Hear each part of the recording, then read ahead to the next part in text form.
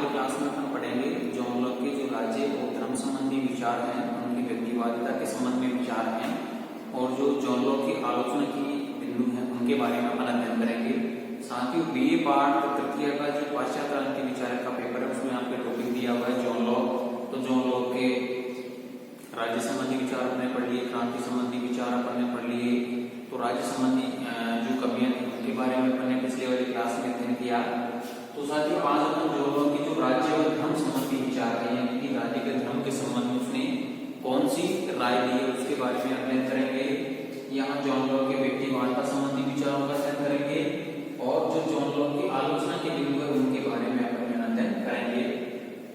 यानी कि जो जॉन लॉक ने प्राकृतिक अवस्था का चित्रण किया है वो एक भ्रमपूर्ण स्थिति में किया है। राज्य की स्थापना का उद्देश्य मात्र भौतिक नहीं, प्राकृतिक अधिकारों की धारणा जो है वो त्रुटिपूर्ण उन्होंने बताई है। ठीक है, संपत्ति संबंधी विचार है, ऐसा जो है निरंतर क्रांति की आशंका वैधानिक सकारात्मक है तो नहीं।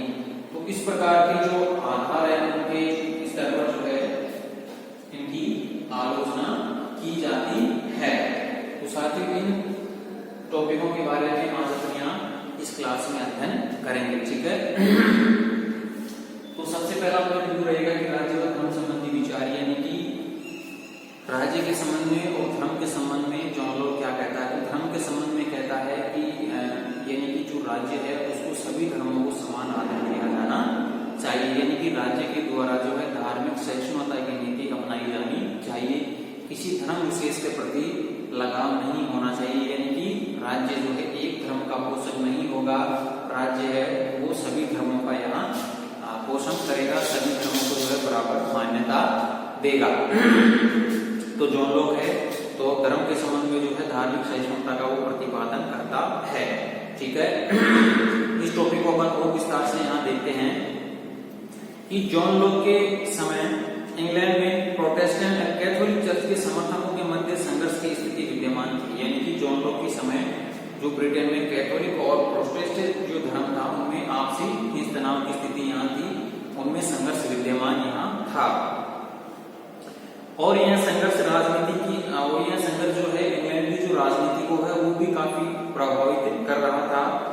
यही स्थिति यूरोप के अन्य देशों में भी थी, यानी कि ब्रिटेन के अलावा जो यूरोप के अन्य देश थे उनमें भी इसी प्रकार की स्थिति यहाँ विद्यमान थी, यानी कि धर्म को लेकर।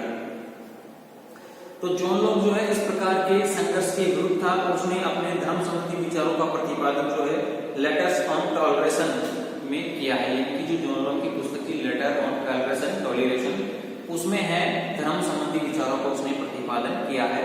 तो साथ ही यहाँ 2 नंबर के सवाल में आपसे पूछा जा सकता है कि जॉन लॉक ने धर्म संबंधी विचारों का प्रतिपादन है वो कौन सी पुस्तक में किया, लेटर ऑन टॉलरेशन में किया। ठीक है, ये आप ध्यान रखें।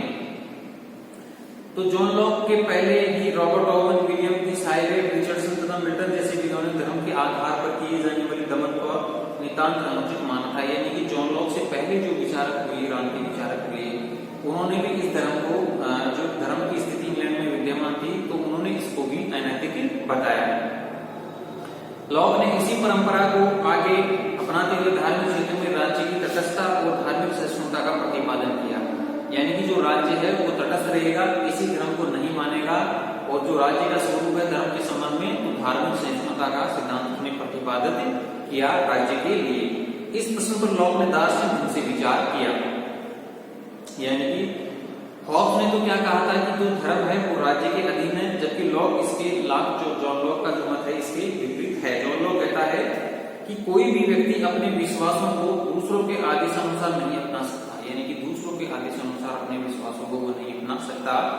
राज्य बल प्रयोग द्वारा विश्वास परिवर्तन नहीं कर सकता, यानी कि जो लोगों का विश्वास है उसको परिवर्तन नहीं किया जा सकता बलपूर्वक या शक्ति के द्वारा, क्योंकि विश्वास तो बुद्धि और हृदय की एक आंतरिक वस्तु है। यानी कि जो किसी चीज पर विश्वास किया जाता है वो हृदय से और दिमाग से किया जाता है, तो इसको जो है बलपूर्वक मिटाया नहीं जा सकता। अतः सरकार को धर्म पर नियंत्रण लगाने या उसे निश्चित करने का अधिकार नहीं दिया जाता, यानी कि जो सरकार को है धर्म को नियंत्रित करने का अधिकार यहाँ नहीं दिया जा सकता। धार्मिक बातों में दमन का प्रयोग धर्म के उद्देश्य को ही नष्ट कर देता है, यानी कि धार्मिक बातों का जो दमन है वो धर्म की जो लोगों की भावना होती है उसी को वो नष्ट कर देता है। तो कहने का तात्पर्य यह है कि लोगों में जो है धर्म के मामलों में है अनुचित यहाँ वैचारिक गतिरोध नहीं होना चाहिए। जॉन लॉक दूसरा तर्क देते हुए कहता था, जॉन लॉक का विश्वास था कि किसी समाज में विभिन्न धर्मावलंबियों का अस्तित्व उसकी सामुदायिकता को नष्ट नहीं कर सकता, अपितु जहां बलपूर्वक धार्मिक समानता लाने या धर्म विशेष को मापने के लिए विवश किया जाता है वहीं राष्ट्रीय एकता को हानि पहुंचती है। यानी कि अगर लोगों में दबाव पूर्वक धर्म को अपनाने की प्रवृत्ति विकसित की जाती है या उन पर दबाव डाला जाता है धर्म के संबंध में, तो उससे क्या है कि राष्ट्र को हानि ही होती है, लाभ नहीं होता। लोग दूसरा तर्क यह देता है कि शासक का कार्य शांति और व्यवस्था स्थापित करना है। यानी कि जो शासक का कार्य है वो राज्य में शांति स्थापित करना है, जीवन शरीर तथा स्वतंत्रता की रक्षा करना होता है, सच्चे धर्म को कायम रखना नहीं। न्याय रक्षक अपनी शक्ति मनुष्य से प्राप्त करता है, ईश्वर से नहीं। इसलिए उसका कार्य राज्य के केवल भौतिक लक्ष्यों की सिद्धि करना है, मनुष्य के धार्मिक जीवन को अनुशासित करना नहीं। यानी कि जो लोग धर्म अपनाते हैं उस मामले में राज्य को या शासक को सरकार को इंटरफेयर करने की कोई आवश्यकता नहीं है। जॉन लॉक एक स्थान पर लिखते हैं कि आत्मा और कॉमनवेल्थ की जिम्मेदारियां बिल्कुल अलग अलग हैं। लॉक के अनुसार राज्य की नीति धार्मिक सहिष्णुता की नीति होनी चाहिए। उसे चाहिए कि प्रत्येक व्यक्ति को अपने विश्वास के अनुसार धर्म को चुन लेने दे। यानी कि व्यक्ति को अधिकार है कि वो कौन से धर्म को चुनता है और किसी के धर्माचरण में बाधा न डाले। यानी कि राज्य को किसी के धर्म के जो आचरण संबंधी विचार है उनमें बाधा नहीं डालनी चाहिए। परंतु विलक्षण बात यह है कि अपनी सहिष्णुता से कैथोलिक मुसलमानों तथा नास्तिकों को वंचित रखता है। यानी कि धर्म के संबंध में है कुछ प्रावधान को बताता है, जैसे कैथोलिक हो गया, मुसलमान हो गया, मुसलमानों के लिए, और जो ईश्वर को नहीं मानते यानी कि नास्तिक है उनको धर्म के संबंध में वो एक तरह से वंचित रखने की बात जॉन लॉक करता है। यानी कि जो कैथोलिक है उनको इसलिए वो वंचित रखना चाहता है कि उनकी आस्था एक विदेशी शक्ति के प्रति थी। नास्तिकों से वह इसलिए कुपित है कि ये ईश्वर की सत्ता से ही इनकार करते हैं, और मुसलमानों को वह इसलिए नहीं सहन करता कि वह एक विदेशी कानून को मानते थे जो यूरोपीय विधान के विरुद्ध है। तो इस कारण जो है वो तीनों को ही इस चीज से धर्म से वंचित रखना चाहता है। इसके अतिरिक्त धर्म की आड़ में यदि व्यक्ति राज्य विरोधी कार्य करते हैं तो लोग उनके लिए बल प्रयोग की भी सलाह देता है। यानी कि कुछ लोग धर्म की आड़ में राज्य के विरुद्ध कार्य करते हैं तो जॉन लॉक कहता है कि शासक या सरकार को जो है इनको दंड देने का प्रावधान है। लॉक की सहिष्णुता की नीति का आधार राजनीतिक सुरक्षा है। यदि धर्म इसमें बाधक हो तो राज्य उसके विरुद्ध कार्यवाही कर सकता है। तो ये थे जॉन लॉक के धर्म संबंधी विचार। तो जॉन लॉक इसको अपन पढ़ने पर साफ रूप से एक ही निष्कर्ष निकलता है कि जॉन लॉक ने जो है धार्मिक सहिष्णुता की नीति का जो है प्रतिपादन यहाँ किया है। अब अपन देखते हैं साथियों कि जॉन लॉक के व्यक्तिवादिता संबंधी विचार, यानी कि व्यक्तिवाद के संबंध में जॉन लॉक ने क्या कहा है। तो साथियों अपन यहाँ जैसे जॉन लॉक के व्यक्तिवाद संबंधी विचार देखते हैं कि आपको क्वेश्चन जो है 5 नंबर में पूछा जा सकता है या 2 नंबर में सवाल पूछा जा सकता है। बड़े 20 नंबर के सवाल में तो इसलिए सवाल बनता नहीं है ना। तो यानी कि जॉन लॉक की जो विचारधारा अपन पढ़ते हैं, जॉन लॉक को 7 पर पढ़ते हैं, तो उसमें व्यक्ति को ज्यादा महत्व यहाँ दिया है। ठीक है, यानी कि राज्य के संबंध में भी व्यक्ति और समाज को वो ज्यादा महत्व देता है, क्योंकि इनके बिना जो है सरकार के साथ, शासक के साथ समझौता नहीं हो सकता। उसकी पूरी राज्य संबंध की जो केंद्र बिंदु है उसने व्यक्ति को ही यहाँ माना है। ठीक है, तो उसके व्यक्तिवाद जो संबंधी विचार है वो अपन यहाँ देखते हैं कि जॉन लॉक के दर्शन का सर्वाधिक शक्तिशाली तत्व व्यक्तिवादिता है। यानी कि जॉन लॉक के जो पूरे दर्शन का जो सार है वो यहाँ कौन है, व्यक्तिवादिता है। इसके संबंध में प्रोफेसर वाहन का कथन है कि, यानी कि क्रांति विचारक हैं प्रोफेसर वाहन, वो कहते हैं कि जॉन लॉक की प्रणाली में प्रत्येक चीज का आधार व्यक्ति है। जॉन लॉक की जो शासन प्रणाली है, जो भी राज्य शासन प्रणाली है, उसका प्रत्येक आधार यहाँ कौन है, व्यक्ति है। प्रत्येक व्याख्या का उद्देश्य व्यक्ति की प्रभुता को सुरक्षित रखना है। प्रत्येक व्याख्या का उद्देश्य यहाँ क्या है कि व्यक्ति की प्रभुता को सुरक्षित रखना है। तो ये कौन कहता है व्यक्तिवादिता के संबंध में? प्रोफेसर वाहन। जॉन लॉक के दर्शन में केवल सर्वजन हित के लिए राज्य को शक्ति का प्रयोग का अधिकार है, यानी कि सर्वजन हित के लिए, लोगों के कल्याण के लिए जो है राज्य को शक्ति का प्रावधान यहाँ किया गया है।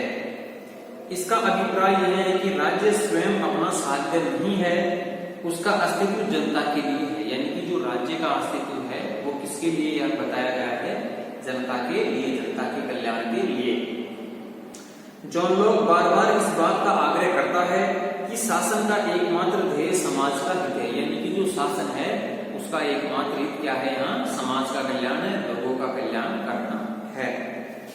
और व्यक्तिगत रूप में नागरिकों के हित से भिन्न राज्य की किन्हीं कल्पित या रहस्यमय हितों की बात करना नितांत गलत है, यानी कि व्यक्ति से अलग अलग हितों की बात करते हैं राज्य के संदर्भ में, तो उसको जॉन लॉक है वो गलत बताता है कि ये सही औचित्य नहीं है। राज्य तो वस्तुतः एक ऐसा यंत्र है जिसे मनुष्य ने केवल अपने उद्देश्य की पूर्ति के लिए बनाया, यानी कि जॉन लॉक कहता है कि जो राज्य संस्था का निर्माण किया गया है वो व्यक्ति ने अपने उद्देश्यों की पूर्ति के लिए ही किया है। जॉन लॉक, हॉब्स तथा फिल्मर जिन्होंने निरंकुश राज्य की सत्ता का प्रतिपादन किया था का तीव्र विरोधी था, यानी कि जॉन लॉक ने हॉब्स और रॉबर्ट फिल्मर ने निरंकुश राज्य की सत्ता का जो प्रतिपादन किया उसका उसने विरोध किया। इसने जॉन लॉक ने, वह तो एक व्यक्तिवादी था और उसकी दर्शन प्रणाली का केंद्र व्यक्ति तथा उसके अधिकार थे।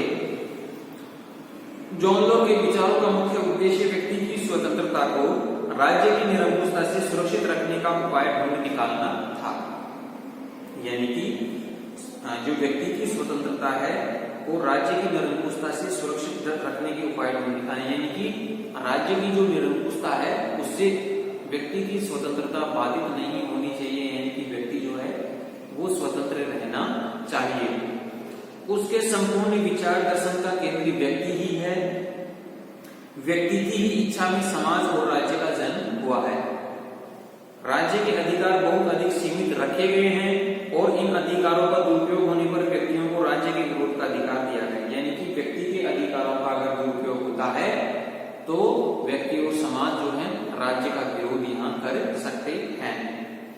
शव व्यक्ति यदि सहमत हो सके तो राज्य को भी भंग किया जा सकता है, यानी कि व्यक्ति अगर सभी सहमत हैं तो राज्य रूपी जो संस्था का व्यक्तियों ने निर्माण किया है उसको यहाँ भंग किया जा सकता है। व्यक्तियों को राज्य के विरोध या क्रांति का अधिकार केवल असाधारण अवसरों के लिए नहीं दिया गया है, बल्कि उसे यह भी अधिकार है कि सरकार द्वारा निर्मित प्रत्येक कानून को प्राकृतिक कानून की कसौटी पर जांचे और प्रतिकूल हो तो उन्हें न माने। यानी कि जॉन लॉक क्या कहना चाह रहा है कि जो लोगों को क्रांति का अधिकार यहाँ दिया गया है वो सिर्फ ऐसे ही नहीं दिया गया है, यानी कि जो राज्य के द्वारा या शासक के द्वारा कानून बनाए गए हैं उन कानूनों की प्राकृतिक कानूनों के आधार पर उनकी कसौटी की जांच करना है, यानी कि वो कानून जो शासक द्वारा बनाए गए हैं वो सही है या नहीं, और अगर वो सही नहीं है तो जॉन लॉक लोगों को कहता है कि जो लोग हैं उन कानूनों को न माने। ठीक है, कोई कानून प्राकृतिक कानून के अनुकूल है या नहीं इसका निर्णय प्रत्येक व्यक्ति अपने विवेक के अनुसार करने के लिए स्वतंत्र है। इस दशा में व्यक्ति चाहे तो सरकार के प्रत्येक निर्णय को प्राकृतिक कानून के विरुद्ध बताकर उसे मानने से इनकार कर सकता है, यानी कि शासक द्वारा जो कानून बनाए गए हैं अगर वो प्राकृतिक कानूनों के अनुकूल नहीं है तो जो लोग हैं, जनता है, उन कानूनों को अमान्य कर सकती है। इस प्रकार लॉक ने व्यक्ति स्वतंत्रता की वेदी पर राज्य की स्थिरता और दृढ़ता का बलिदान कर दिया। दूसरे शब्दों में कहा जा सकता है कि लॉक ने अनवरत विद्रोह का मार्ग खोल दिया, यानी कि अनवरत विद्रोह का मार्ग इसलिए खोल दिया कि अगर वो कानून सही नहीं है, जनता के हितों के अनुकूल नहीं है, तो जनता उन कानूनों का विद्रोह कर सकती है, शासक को पद से हटा सकती है। तो जॉन लॉक की व्यक्तिवाद संबंधी विचार यही है, यानी कि संपूर्ण कार्य प्रणाली में जो है व्यक्ति विशेष को उन्होंने अधिक यहाँ महत्व दिया है। अब साथियों अपन यहाँ देखते हैं जॉन लॉक की आलोचना, यानी कि जॉन लॉक ने अपन ने पूरा अध्ययन किया, तो जॉन लॉक की जो आलोचना की जाती है वो किन बिंदुओं के आधार पर यहाँ की जाती है। ठीक है। तो सबसे पहले अपन देखते हैं कि प्राकृतिक अवस्था की जो चित्रण किया है वो भ्रमपूर्ण है, यानी कि जॉन लॉक ने यहाँ प्राकृतिक अवस्था का जो चित्रण किया है वो भ्रमपूर्ण है। यानी कि आलोचक कहते हैं कि जॉन लॉक व्यक्तियों की अवस्था को शांति की अवस्था बताता है, ठीक है ना, शांतिपूर्ण सद्भाव की अवस्था बताता है। तो आलोचक कहते हैं कि भाई अगर इतनी शांतिपूर्ण अवस्था थी तो फिर राज्य निर्माण की क्या जरूरत थी, ठीक है ना। तो जो चित्रण आप किया है वो एक भ्रम की स्थिति की समान लगता है। राज्य की स्थापना का उद्देश्य मात्र भौतिक नहीं, यानी कि जीवन, स्वतंत्रता और संपत्ति, तीन अधिकारों की बात करता है। नैतिक विकास की बात जॉन लॉक यहाँ नहीं करता है। तो सिर्फ भौतिक विकास ही जरूरी थोड़ी है, व्यक्ति का नैतिक विकास भी होना जरूरी है। प्राकृतिक अधिकारों की जो धारणा बताई है वो उसने त्रुटिपूर्ण तरीके से यहाँ बताई है। तो सबसे पहले यहाँ देखते हैं कि प्राकृतिक अवस्था का चित्रण भ्रमपूर्ण यहाँ किस प्रकार से। जॉन लॉक का प्राकृतिक अवस्था का चित्रण नितांत भ्रमपूर्ण और हॉब से भी अधिक वास्तविकता से दूर है। ऐतिहासिक और दार्शनिक दोनों ही दृष्टिकोणों से यह अमान्य है। प्रारंभिक जन समुदाय कभी भी इतना शांत, सामाजिक और नैतिक नहीं रहा जितना कि लॉक के द्वारा समझा गया। यानी कि आलोचक ये कहते हैं कि जो प्रारंभिक समुदाय है वो इतना शांतिपूर्ण कभी नहीं रहा जितना कि जॉन लॉक ने यहाँ बताया है। जॉन लॉक के समान प्राकृतिक अवस्था को आदर्श नहीं माना जा सकता। इसके साथ ही यह भी प्रश्न उपस्थित होता है कि यदि प्राकृतिक अवस्था इतनी ही आदर्श थी जैसा कि लॉक के द्वारा उसका वर्णन किया गया है तो फिर राज्य के निर्माण की आवश्यकता ही क्या थी, ठीक है। तो जॉन लॉक कहता है कि भाई प्राकृतिक अवस्था बहुत शांतिपूर्ण अवस्था की अवस्था, तो फिर आलोचक कहते हैं भाई इतनी शांतिपूर्ण सद्भाव की अवस्था तो फिर राज्य की आवश्यकता ही नहीं थी, ठीक है। तो जो प्राकृतिक अवस्था का चित्रण किया है वो एक भ्रमपूर्ण है। दूसरी तथ्य बात करें, राज्य की स्थापना का उद्देश्य मात्र भौतिक नहीं है, जीवन, सत्ता, संपत्ति, तीन अधिकारों की बात करता है। व्यक्ति के नैतिक विकास की यहाँ जॉन लॉक जो है बात नहीं करता। जॉन लॉक के अनुसार व्यक्तियों के जीवन, सत्ता और संपत्ति की रक्षा के लिए राज्य का निर्माण किया गया। इससे तो ऐसा प्रतीत होता है कि राज्य और समाज का संबंध व्यक्तियों के नैतिक विकास से न होकर केवल उनके भौतिक विकास से ही है। इस प्रकार दृष्टिकोण न तो सही है और न ही वांछनीय है। इस प्रकार जो है इसकी आलोचना की जाती है। हाँ, तो साथियों यहाँ पर देखते हैं कि जॉन लॉक ने जो प्राकृतिक अधिकारों की धारणा बताई है तो उसको जो है आलोचक एक त्रुटिपूर्ण की संज्ञा देते हैं। जो सेबाइन विचारक है वो भी इसकी आलोचना करता है कि जॉन लॉक ने प्राकृतिक अवस्था में प्राकृतिक अधिकारों की धारणा का जो प्रतिपादन किया है उसे स्वीकार नहीं किया जा सकता। इसके संबंध में विचारक रहे हैं सेबाइन, वो क्या कहते हैं कि इस बात का कोई अनुभूति सिद्ध प्रमाण नहीं दिया जा सकता कि सामाजिक तथा राजनीतिक संबंधों से अलग भी व्यक्ति के जीवन, स्वतंत्रता, संपत्ति के प्राकृतिक अधिकार होते थे। यानी कि जो व्यक्ति का सामाजिक और राजनीतिक जीवन होता था उसके अलावा भी उसने जीवन, स्वतंत्रता, संपत्ति के अधिकार की बात की है। तो सेबाइन कहता है कि राजनीतिक और सामाजिक जीवन के अलावा कोई प्राकृतिक अधिकार उस समय थे ही नहीं। इस आधार पर जो है सेबाइन प्राकृतिक अधिकारों की धारणा का खंडन करता है।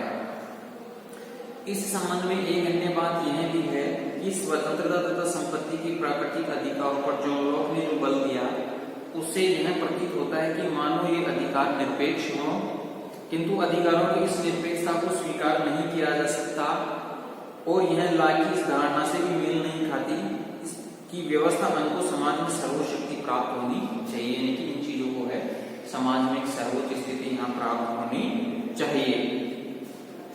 नंबर 4 की यहाँ बात करते हैं कि संपत्ति संबंधी विचार असंगति होनी, यानी कि जो संपत्ति की जो व्याख्या की है जॉन लॉक ने यहाँ संपत्ति को जो है सबसे ज्यादा महत्वपूर्ण स्थान यहाँ दिया है तो उसकी जो धारणा है वो यहाँ असंगतिपूर्ण है। तो वो देखते हैं किस प्रकार से बताई है कि जो जॉन लॉक के संबंधी विचार की असंगतियों से पूर्ण यह एक दो धारी तलवार की भांति है जिसमें निर्धन वर्गों के स्वार्थ का भी हनन होता है। यानी कि आलोचक जो कहते हैं कि एक दो धारी तलवार के समान है, इससे निर्धन वर्गों के जो वर्ग है उनके स्वार्थ का हनन हो सकता है और पोषण भी, यानी कि स्वार्थ हनन और उनका पोषण दोनों हो सकता है।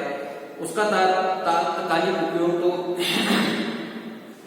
पूंजीपतियों और जमींदारों के स्वार्थ साधन में हुआ। बड़े बड़े भूस्वामियों ने इतनी जमीन हमने घेर ली और इसके साथ हमने अपना श्रम मिश्रित किया है, अतः यह हमारी है, ऐसा कहकर अपनी अपनी जमींदारियां बना ली और किसानों को बेदखल करके वहां भेड़ बकरी चराने की चारागाहें बना डाली। यानी कि एक तरफ पूंजीपतियों ने जो है भूमि पर अधिकार कर लिया और एक तरफ जो लोग बस गए वो निर्धनता की स्थिति में रह गए।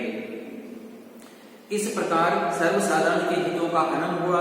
19वीं सदी में इस श्रम सिद्धांत का आश्रय लेकर कार्ल मार्क्स ने साम्यवाद का समर्थन किया और धनिकों की संपत्ति को चोरी का परिणाम घोषित किया। यानी कि संपत्ति संबंधी विचार जो जॉन लॉक ने वो दो धारी की तलवार, एक निर्धन वर्ग के समान हो गया और एक पूंजीपति वर्ग में बट गया। नंबर 5 की यहाँ बात करते हैं कि निरंतर क्रांति की आशंका। यानी कि जॉन लॉक व्यक्तियों को अधिकार देते हुए कहता है कि आपको अगर शासक की नीतियां पसंद नहीं है, उसके जो कानून बनाए गए हैं वो आपके अनुकूल नहीं है, तो जो है उन कानूनों का विरोध यहाँ किया जा सकता है और शासक अगर सही अर्थों में कार्य नहीं कर रहा है तो उसको भी जो है शासन से हटाया जा सकता है। ठीक है, तो यहाँ जो है निरंतर क्रांति की एक तरह की आशंका यहाँ बनी रहती है। नंबर 6 की बात करते हैं। यहाँ जो आलोचना की जाती है कि वैधानिक राष्ट्र का कोई महत्व नहीं, यानी कि जो जॉन लॉक ने अवधारणा दी है तो उसमें वैधानिक जो राष्ट्र है, कानून राष्ट्र, उसको यहाँ महत्व नहीं दिया गया है। जॉन लॉक के दर्शन की एक त्रुटि है कि लॉक ने वैधानिक राष्ट्रता को यहाँ कोई महत्व नहीं दिया है। इस संबंध में रांति विचारक रहे गिलक्राइस्ट वो कहते हैं कि हॉब्स ने राजनीतिक सत्ता को अस्वीकार करते हुए वैधानिक राष्ट्रता का प्रतिपादन किया। यानी कि वैधानिक राष्ट्रता का प्रतिपादन जॉन लॉक ने यहाँ किया है। जॉन लॉक ने राजनीतिक राष्ट्रता की शक्ति को स्वीकार किया पर वैधानिक राष्ट्रता को मान्यता नहीं दी। लॉक यह देखने में भी असफल रहा कि क्रांति चाहे कितनी ही वांछनीय हो कभी भी वैध नहीं होती। इसके अतिरिक्त लॉक संपूर्णता की प्रकृति अथवा स्थिति को भी स्पष्ट रूप से प्रकट नहीं करता है। तो यानी कि जो वैधानिक राष्ट्रता है उसको यहाँ जॉन लॉक ने महत्व नहीं दिया है। तो साथियों, अगर आपको जॉन लॉक के संबंध में बड़ा सवाल यहाँ पूछा जाता है तो इसी प्रकार से जो आलोचना के बिंदु आपको लिखने हैं कि प्राकृतिक अवस्था का चित्रण भ्रमपूर्ण है, राज्य की स्थापना का उद्देश्य मात्र भौतिक नहीं, प्राकृतिक अधिकारों की धारणा जो है त्रुटिपूर्ण है, संपत्ति संबंधी विचार असंगतिपूर्ण, निरंतर क्रांति की आशंका यहाँ निरंतर वैधानिक राष्ट्रता को यहाँ महत्व नहीं दिया गया है।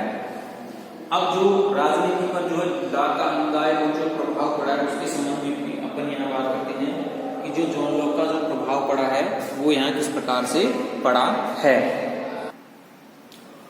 तो साथियों, जॉन लॉक का जो प्रभाव 5 नंबर के सवाल में पूछा जा सकता है कि जो राजनीति के संदर्भ में है जॉन लॉक का प्रभाव, क्या प्रभाव रहा। तो सबसे पहले जो प्रभाव की अपन बात करते हैं कि यहाँ प्राकृतिक अधिकारों का प्रतिपादन उसने किया है, यानी कि प्राकृतिक अधिकारों का वो समर्थक यहाँ रहा है।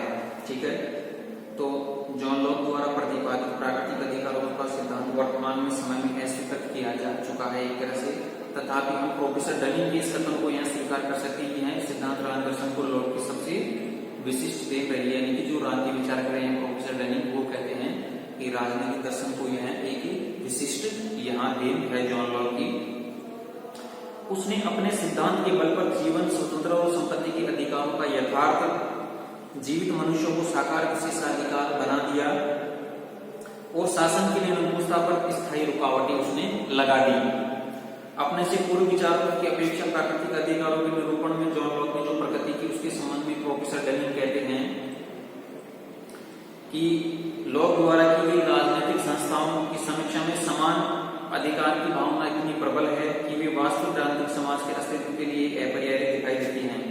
वर्तमान समय की मौलिक अधिकारों की धारणा अप्रत्यक्ष रूप से प्राकृतिक अधिकार के सिद्धांत पर ही आधारित है। यानी कि जो वर्तमान समय की प्राकृतिक अधिकारों की प्रासंगिकता हम देखते हैं तो वो जॉन लॉक के अधिकारों के ऊपर भी आधारित यहाँ है।